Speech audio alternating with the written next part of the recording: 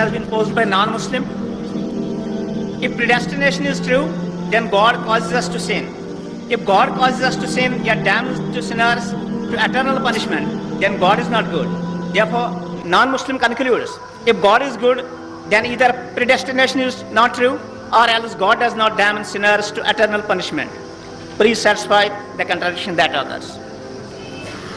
ایک غیر مسلمان سوال کر رہا ہے تقدیر کے اوپر کہ اللہ سبحانہ و تعالیٰ اپنی تقدیر لکھتا ہے تو ہم اگر غلطی کرتے ہیں تو دوشی کون؟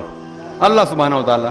اگر ہمیں تقدیر میں لکھا ہے کہ ہم خون کریں گے اور ہم آدمی کا خون کر لیتے تو کون ذمہ دار؟ اللہ تعالیٰ. آدمی کو کیوں ذمہ دار کرنے کا؟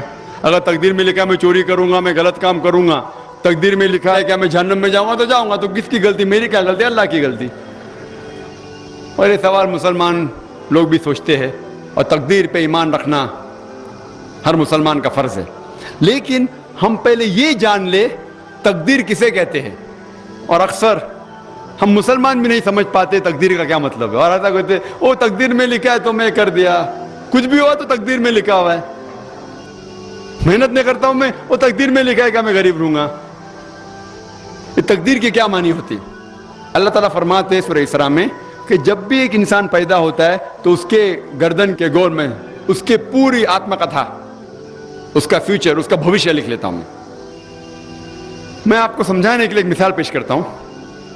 مثال کے طور پہ اگر ایک کلاس کے اندر ایک ٹیچر کلاس میں پڑھاتا ہے اور ایگزامینیشن کے پہلے کہتا ہے کہ یہ اسٹوڈنٹ پورے کلاس میں نمبر 1 آئیں گا، اول آئیں گا، یہ اسٹوڈنٹ سیکنڈ کلاس سے پاس ہوئیں گا، وہ اسٹوڈنٹ فیل ہو جائیں گا. مثال دے رہا ہوں، برا مت لگنا ویسا. اور ایگزامینیشن ہوتا ہے اور یہ اسٹوڈنٹ فرسٹ آتا ہے، یہ اسٹوڈنٹ سیکنڈ کلاس سے پاس ہوتا ہے اور یہ اسٹوڈنٹ فیل ہو جاتا ہے. میں آپ سے یہ سوال پوچھتا ہوں کہ جو طالب فیل ہو گیا، کیا وہ کہہ سکتا ہے کہ کیونکہ ٹیچر نے کہا میں فیل ہوں گا اس لیے فیل ہو گیا؟ کہہ سکتا ہے کہ نہیں کہہ سکتا. کیوں؟ ٹیچر اپنے تجربے سے کہہ رہا ہے یہ اسٹوڈنٹ بہت اچھا ہے، بہت پڑھائی کرتا ہے اس لیے فرسٹ آئے گا، یہ اسٹوڈنٹ ٹھیک ہے سیکنڈ کلاس، یہ اسٹوڈنٹ پکچر دیکھتا ہے کلاس ہی نہیں اٹینڈ کرتا ہے اس لیے فیل ہوئے گا. تو اپنے تجربے سے وہ بھوشیہ کے بارے میں کہتا ہے. لیکن وہ اسٹوڈنٹ نہیں کہہ سکے گا کیونکہ ٹیچر نے مجھے کہا میں فیل ہوں گا اس لیے فیل ہو گیا. دوشی کون؟ وہ خود اسٹوڈنٹ کہ اس نے پڑھائی نہیں کیا. اسی طریقے سے اگر آپ کمپیئر کریں گے اللہ سبحانہ و تعالیٰ ٹیچر سے تو بہت اونچے.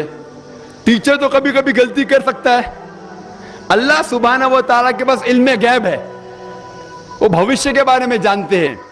جب بھی کوئی کام ہوتا ہے کچھ چیز فکسڈ ہے، آپ کہاں پیدا ہوں گے، آپ کب مرے، کچھ چیز مکمل ہے. اس کے علاوہ اللہ سبحانہ و تعالیٰ نے آپ کو فری ول دیا ہے.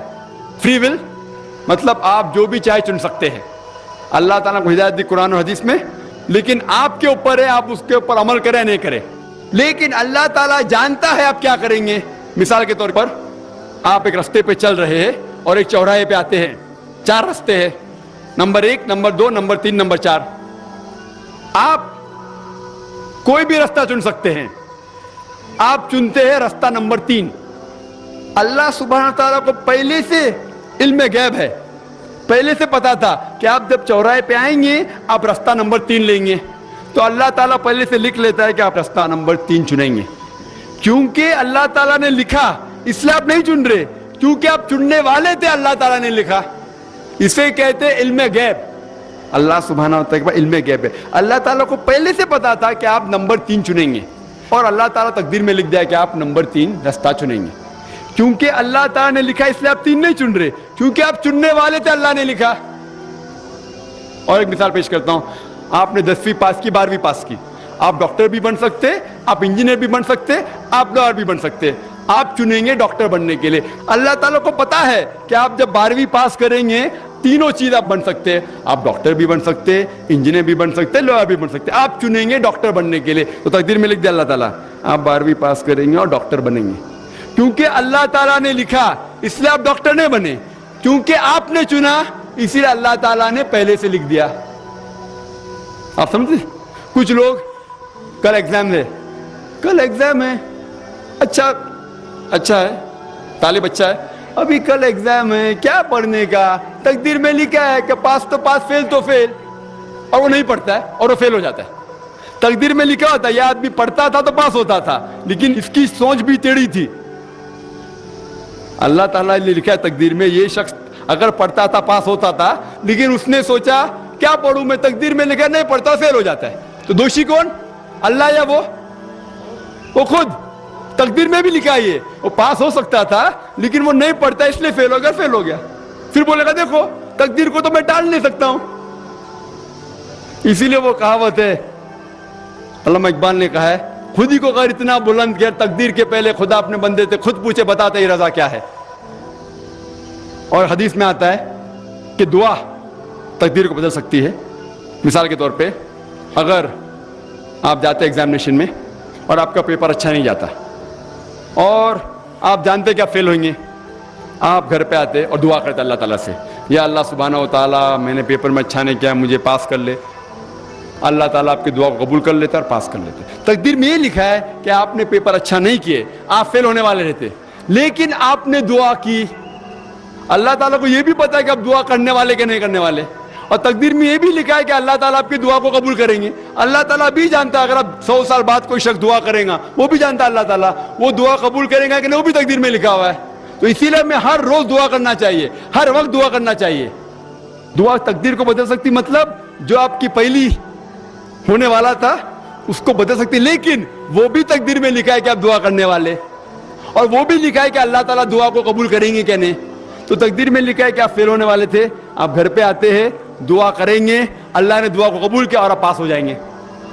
तो इसीलिए हम मुसलमान को अल्लाह पे भरोसा रखना चाहिए, लेकिन अल्लाह के रसूल ने फरमाया अल्लाह पे भरोसा रखो लेकिन ऊंट को बांधो।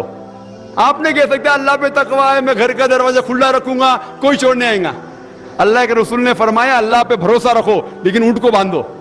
तो अल्लाह पे पूरा भरोसा होना चाहिए, लेकिन आप खुद मेहनत करना चाहिए, आप खुद जिहाद करना चाहिए, आपको खुद कुरान पे अमल करना चाहिए। आप कहेंगे अभी तकदीर में लिखा हुआ है मैं चोरी करूंगा, तो आप काम ही नहीं करेंगे और चोरी करेंगे और बोलेंगे तकदीर में लिखा है, आपकी गलती है, अल्लाह ताला की नहीं। तो आपको हर वक्त जिद्दोजहद करना चाहिए अच्छे काम के लिए। कुरान को समझ के पढ़ो और अमल करो, इंशाअल्लाह आप इस दुनिया और आखिरत में कामयाब होंगे।